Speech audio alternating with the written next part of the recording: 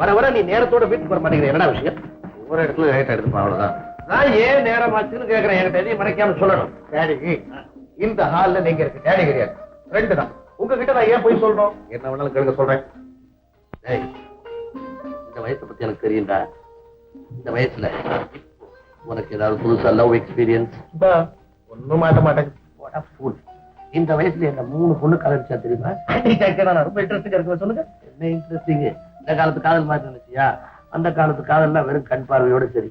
ஆமா, உனக்கு காதலும் இல்லைங்கிற, அப்புறம் ஏன் இவ்வளவு லேட் ஆகுது? அதை ஏன் கேக்குறீங்க டாடி? என் ஃப்ரெண்டு கண்ணா இருக்கானே, அவன் ஒரு பறந்தாரு. அக்கிரமத்தை கண்டா பொறுக்க மாட்டான். இவன் சேகரு இன்னும் துணை நிற்பான். ரவி உன் கோபம். எனக்கு அட்வென்ச்சர் தான் ரொம்ப பிடிக்கும். நாங்க 4 பேரும் ஒன்னா சேர்ந்தா ஒரு சின்ன வார்ஃபீல்டே உண்டாயிருக்கு. அதுல நேரம் போறதே தெரிய மாட்டேங்குதுப்பா. வீரனுக்கு நேரம் போறதே தெரியாதுடா. எனக்கு இப்படித்தான் 1944 வேர்ல்டு வார் மும்மரமா நடந்துட்டு இருந்தது. எதிரிகளை தாக்குற வேகத்துல எனக்கு நேரம் போறதே தெரியல. என் பட்டாலியனை விட்டு நான் பிரிஞ்சுட்டேன். திரும்ப என் கேம்புக்கு நான் வந்துட்டு இருந்த போது முதல்ல திடீர்னு ஒரு சலசலப்பு. திரும்பி பார்த்தா எதிரி ஒருத்தன் கையில துப்பாக்கியோட நின்றுட்டு இருந்தான். அடுத்த செகண்டே கடகடன்னு உங்க மிஷின் கன்ல இருந்து தோட்டாக்கள் அவன் நெஞ்ச தொலைச்சிருக்கணுமே. இல்ல, ஏற்கனவே துப்பாக்கியில் இருந்த புல்லட்ஸ் எல்லாம் தீர்ந்து போச்சு. அப்ப என்ன இன்ட்ரெஸ்டிங்கா இருக்கும்? நீங்க என்ன செஞ்சீங்க? குருட்சேத்திர யுத்தத்துல துரியோதனை இறந்துறான். அப்புறம் அவன் மனைவி பானுமதி வாழ்க்கையில என்ன இருக்கு? ஒரு பெண்ணு எப்ப தன் கணவனை இழந்தாளோ அப்பவே வாழ்க்கையில சகலத்தையும் இழந்துறான். அப்புறம் தன் கணவன் சிதைக்கி வச்ச நெருப்புல தானும் விழுந்து உயிரை விட்டு பத்திரிகள் வரிசையில சேர்ந்துறான். இது ரொம்ப குருவலா இருக்கு. என்னடி சொல்ற? இந்த பானுமதி கதை ரொம்ப சாதாரணமா இருக்குமா?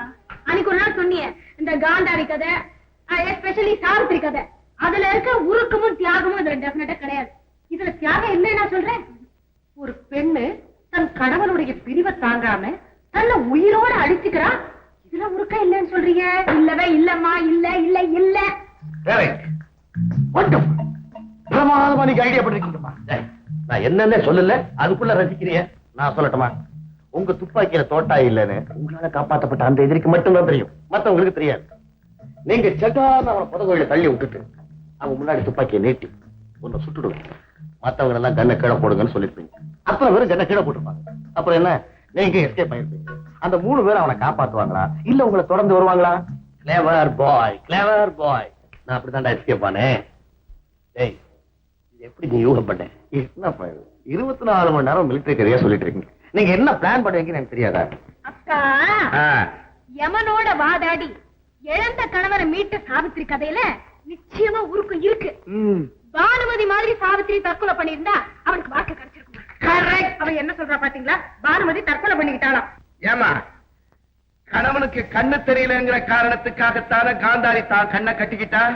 அத தியாகம்னு ஒத்துக்கிறீல்ல? ஆமாப்பா, ஒத்துக்கிறேன். தியாகத்துக்காக காந்தாரி கண்ணை கட்டிக்கிட்டாலே தவிர குத்திக்கல. அப்பா, எப்பவுமே கொடூரத்துல தியாகம் இல்ல, புத்திசாலித்தனம் தான் வாழ்க்கை. நீங்க என்ன சொல்றீங்க? நீ புத்திசாலின்னு சொல்றேன். எதிர்கட்சிக்காரனும் வக்கீலும் ஒன்னா சேர்ந்தாச்சு. எனக்கு எங்க நியாயம் கிடைக்க போகுது? கிடைக்கும். எங்க ஜட்ஜா இருந்து தீர்ப்பு சொல்லுங்க பாக்கலாம். சொல்றேன். கீதாவுக்கு சாவித்திரி கதை ஏன் பிடிக்கிறது தெரியுமா? அவ மாடர்ன் கேர்ள்.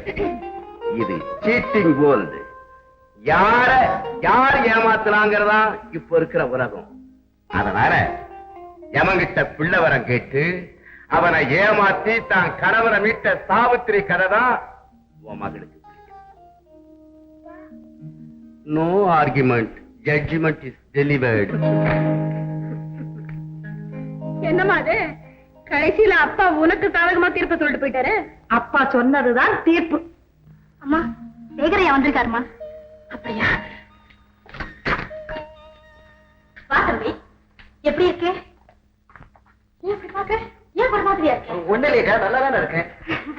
உன்னை எப்பவும் கலக்கலன்னு பாக்கணும். நீ சந்தோஷமா இருக்கிறது தான் எனக்கு நிம்மதியே. அக்கா, என்னுடைய சந்தோஷத்தை நினைச்சு உன்னுடைய ஆசாபாசங்களை மறந்து வாழ்ந்துகிட்டு இருக்கியே, அந்த அன்புக்கு ஈடு செய்ய என் மனசுலயே ஒரு ஆசை வச்சுட்டு இருக்கேன். தம்பி, நான் உங்ககிட்ட எதிர்பார்க்கறதே பாசத்தை தான், பலன் இல்லை.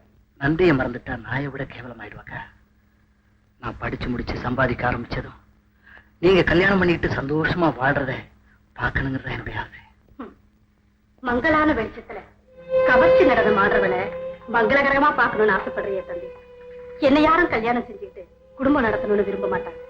ஆசைக்கு ஒன்னா இருந்துட்டு போகட்டுமேனு சேர்த்து வச்சுக்கதான் நினைப்பாங்க. அக்கா தம்பி, நடக்காததை நினைச்சு நேரம் தம்பி நாக்காத, படிப்புல கவனமா இரு.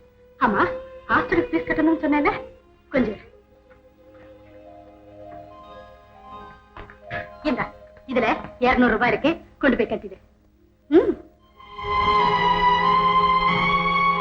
இப்படி அன்பையும் பாசத்தையும் என் மேல வச்சிருக்கிற ஒரு அக்கா எனக்கு இருக்காங்கிறது வெளி உலகத்துக்கே தெரியாம என்ன வாழ வச்சிட்டு இருக்கீங்களே, ஏக்கா அந்த கொடுமை. உன்னை 10 வயசு பையனா என் கையில ஒப்படைச்சிட்டு அப்பா இறந்துட்டாரு. அனாதையாயிட்ட நாம் யார நம்பி வாழ்றதுன்னே எனக்கு புரியல. ஒழிச்சு நின்ன என் பருவத்தை ஊருக்கு முன்னே ஆடி காட்டி உன்னை படிக்க வச்சு ஆளாக்கணும்னு உறுதி எடுத்துக்கிட்டேன். அதனால ஏற்பட்ட கேவலம் எனக்கு பெருசா தெரியல. நீ டாக்டர் ஆக போறேங்கிற பெருமைதான் எனக்கு தெரிஞ்சது. அந்த டாக்டருடைய அக்கா கேவலம் ஒரு கேப்ரே டான்சர்னு சொல்லிக்கிறதுல உனக்கு என்னப்பா பெருமை வந்துட போகுது? செருப்பு தைக்கிறவனுடைய மகன்னு சொல்லிக்க ஸ்டாலின் கேவலப்படலக்கா. சர்வாதிகாரியா வந்ததுக்கு அப்புறம் தான் வாழ்க்கை வரலாறு பெருமையா இருந்தது. நீ டாக்டர் ஆயிரு, அதுக்கப்புறம் என் அக்கான்னு சொல்லிக்கலாம். வா தம்பி, சாப்பிடலாம். அக்கா, உங்ககிட்ட ரொம்ப நாளா ஒரு விஷயம் சொல்லணும்னு நினைக்கிறேன். என்னப்பா? சும்மா சொல்லு. வந்து என் கூட கீதான்னு ஒரு பொண்ணு படிக்கிறா, ஜட்ஜு மக. அவளை அவளை நீ விரும்புற, அப்படித்தானே? ஆமாக்கா. இது உனக்கு ஆசைப்படுற வயசுதான், ஆனா அந்தஸ்து இல்லையப்பா. அக்கா, அவ படிப்பதான் அந்தஸ்தா மதிக்கிறா. நிமிர்ந்து பாக்குற உயரம்னா ஏறி போக படி வேணும். முதல்ல நீ படி, உன் ஆசையை நிறைவேற்றி வைக்கிறேன். இன்னையில இருந்தே அதிகம் சம்பாதிக்கிறதுக்கு வழியும் தெரிக்கிறேன். வா தம்பி. குழம்பு கொடுக்குறது பசும்பால் தான். இதுல ஒரு ஆழாக்கு எருமை பாலை ஊத்து. உனக்கு எருமை பாலா? என்னையா ஒரே கன்ஃபியூஷனா இருக்குது. எருமை பாலையும் அதுலயே பிடிக்கிற, பசும்பாலையும் அதுலயே பிடிக்கிற. எல்லா பாலும் வெள்ளையாத்தான் இருக்கும். காட்சி பாரு ஆரகட்டும். நீ துட்டருமா? என்னப்பா கலக்கலு? பவுடர் பாலை கலக்கி இடத்துக்கு தகுந்த மாதிரி மாட்டு பேரை சொல்லி வித்துக்கிறியே. எருமை பாலும் பசும் பாலும் ஒரே காலில் வச்சுக்கிற இல்ல? மூஞ்சில குத்துனா மூக்கு எகிரிடும். இவன் பாலை வாங்கி குழந்தைங்களுக்கு கொடுக்காதீங்கப்பா, குழந்தைங்க வயிறு கட்டிடும். ஐயோ, பவுடர் பால் எனக்கு வேண்டாம். அட பாவி, உன் வாடிக்கே எனக்கு வேணாம். அம்புஜா, என்ன நீ அடிச்சுக்க? இந்த அம்புஜா, ஒரு ஆழாக்கு எருமை பாலை கொடு. நாளையில இருந்து எங்க மேஜரையா வீட்டுக்கு நீதான் பால் ஊத்தணும். பாரு, இது என் வாடிக்கை தரவு. ஒரு நாள் போல டெய்லி என் வியாபாரத்துல வந்து கிராஸ் பண்ணிருக்கிற போனா. பவுடர் பாலை விக்காம ஒழுங்கா 2 கறவை மாட்டை வாங்கி கட்டு, அப்பால பாக்கலாம். என்ன எகிற? மறுபடியும் என் விஷயத்துல கிராஸ் பண்ணா உன்னை அடிச்சு போட்டுட்டு 50 ரூபாய் அவதாரம் கட்டி வருவேன். என்னடா சொன்ன? என்ன கை நீட்டி அடிக்கிறேன்னாடா சொன்ன? ரெண்டாவது தடவை அடிச்சுக்கிறேன். என்ன எண்ணிக்கிறியா? கையில பைக்கு பாத்துக்கிறேன். நீ என்ன அடிச்சுக்கிறேன்? அடுத்த வாரம் உன்னை பாத்துக்கிறேன். என்ன அடிச்சுக்கிறேன் பாத்துக்கிறேன். போட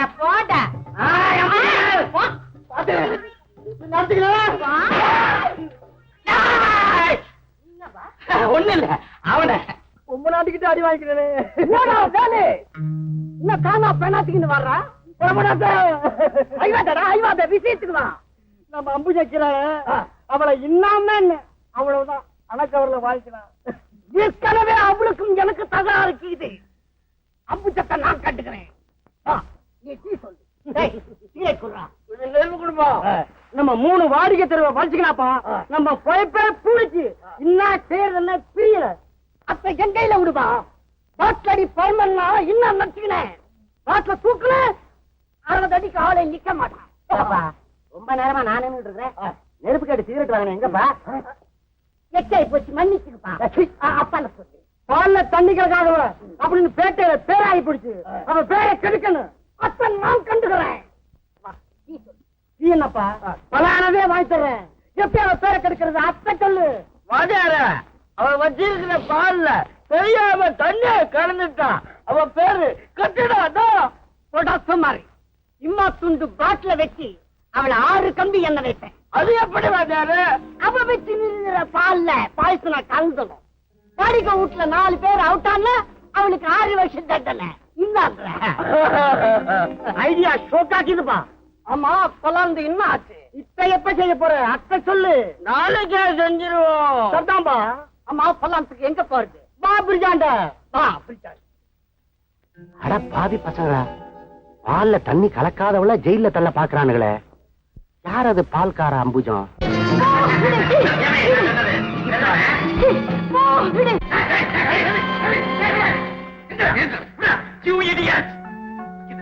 ஏன்டா உள்ள வந்தீங்க?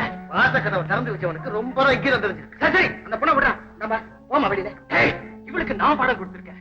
இதுல நீங்க யாரும் தலையிட வேண்டாம். என்னங்க இவர் போய் சொல்றாரு. இந்த மாணவர்களை கூட்டு வந்து எங்கிட்ட தப்பா நடக்க பாக்குறாரு. ஊர்ல இருக்கிறவனை எல்லாம் நாம கண்டிக்கிறோம். நாமளே தப்பு பண்ணலாமா? அந்த பொண்ணு அழகுற துணியோட இருக்குதா? சொந்த துணியை கொடுத்து அனுப்பிடா வெளியே. விருப்பம் இல்லைன்னு சொன்னதுக்கு அப்புறம் அந்த பொண்ணை இங்க நிறுத்தி வைக்கிறதே தவறு. மரியாதையை வெளியில அனுப்பு. இது ஏன் சொந்த விஷயம், தொழிலோட கலந்தது. நீயும் இங்க இருந்தீங்க, மரியாதை கட்டிடும். அயோக்கியத்தனம் பண்றவங்க கிட்ட மரியாதை எப்படி எதிர்பார்க்க முடியும்?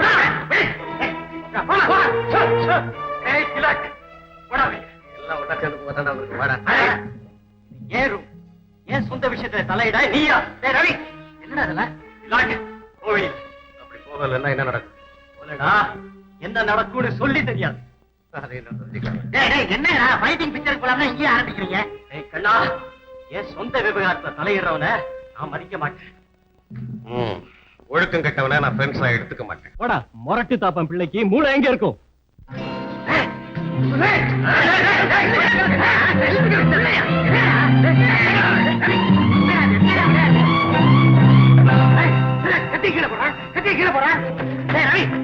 தப்பா பேசினோட சும்மா விட மாட்டேன். மட்டை உடைக்காம விட போறது இல்ல. என்கிட்ட மன்னிப்பு கேட்கிற வரைக்கும் விட மாட்டேன்.